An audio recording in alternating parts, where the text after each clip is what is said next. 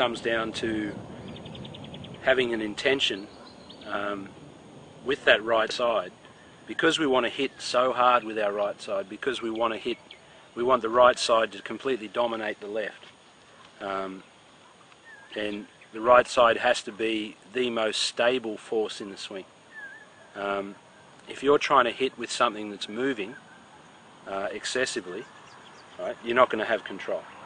You want to hit with something that's stationary if possible. So I want my right axis literally stationary. And so how I account for that in my mind is, if I were to make myself into a tripod from heel through to shoulder, in this fashion, I want my right shoulder to come in between my legs as I pivot back. I want to feel like my right shoulder, to exaggerate that with a wider stance, I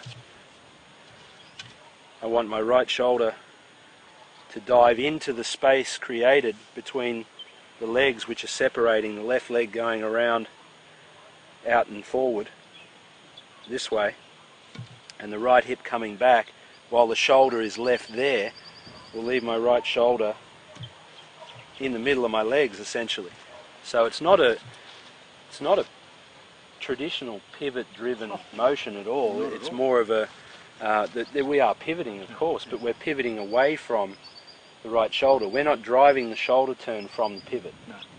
And you know, I'm seeing this as being done with the hip moving behind the shoulder, and then the first move being then to get more expansion by getting the shoulder to move further in front of the hip as it's stabilized.